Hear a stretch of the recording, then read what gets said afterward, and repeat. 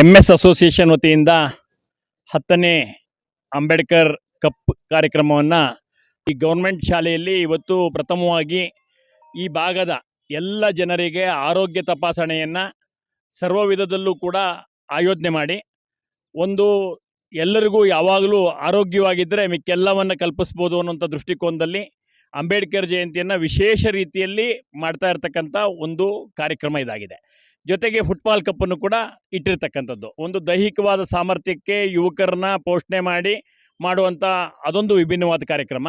ಮತ್ತೊಂದು ಮಜಲಿನಲ್ಲಿ ಸಾಮಾಜಿಕವಾಗಿ ಎಲ್ಲರೂ ಕೂಡ ಏನಂತಂದರೆ ಇವತ್ತು ಹೆಂಗಾಗಿದ್ದೀವಿ, ದೈನಂದಿಕವಾದಂಥ ನಮ್ಮ ಜೀವನದ ಒತ್ತಡಗಳಿಗೆ ಸಿಕ್ಕೊಂಡಿದ್ದೀವಿ. ಆದರೆ ನಮ್ಮ ಆರೋಗ್ಯ ನಾವು ಯಾರೂ ಗಮನಿಸ್ತಾ ಇರಲ್ಲ.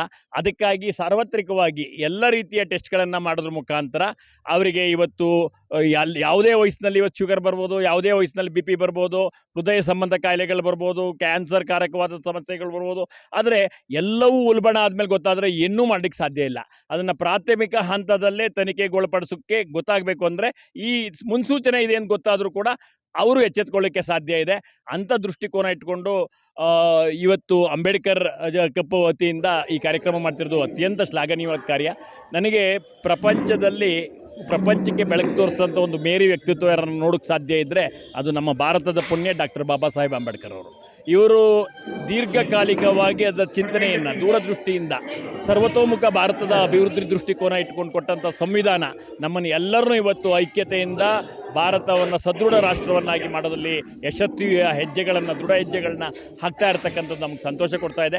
140 ಕೋಟಿ ಜನರೂ ಹೃದಯದಲ್ಲಿ ಅಂಬೇಡ್ಕರ್ ಅವರನ್ನ ಪ್ರಾರ್ಥನೆ ಮಾಡಿ ನಮ್ಮ ಕೆಲಸಗಳು ಮಾಡೋಕ್ಕೆ ಶುರು ಮಾಡಿದ್ರೆ ಈ ದೇಶದಷ್ಟು ಬೆಳವಣಿಗೆ ಏಳಿಗೆ ಆಗುವಂಥ ಮತ್ತೊಂದು ದೇಶ ಪ್ರಪಂಚದಲ್ಲಿ ಇರಲಿಕ್ಕೆ ಸಾಧ್ಯ ಇಲ್ಲ. ಆ ತಿಳುವಳಿಕೆ ಹೆಚ್ಚಿನ ಜನರಲ್ಲಿ ಮೂಡ್ತಾ ಇದೆ. ಆ ಮೂಡುವ ದಿಕ್ಕಿನಲ್ಲಿ ಇಂಥ ಕಾರ್ಯಕ್ರಮಗಳು ದೊಡ್ಡ ಹೊಸ ಬುನಾದಿಯನ್ನು ಹಾಕ್ತಾ ಇದೆ. ಆ ಬೆಳಕು ನಮ್ಮೆಲ್ಲರ ಮೇಲೂ ಸಿಗ್ತಾ ಇದೆ.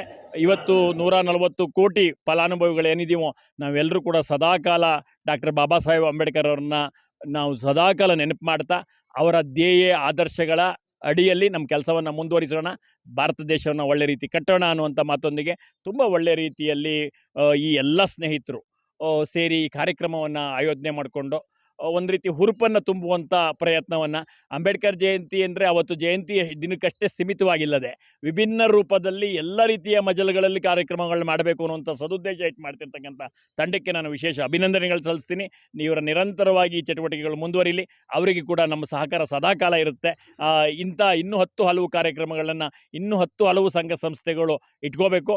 ಅಂಬೇಡ್ಕರ್ ಜಯಂತಿ ಎಲ್ಲ ಬಡಾವಣೆಗಳಲ್ಲಿ ಆ ದಿವಸ ಈ ದೇಶದ ಸಮೃದ್ಧಿಯನ್ನು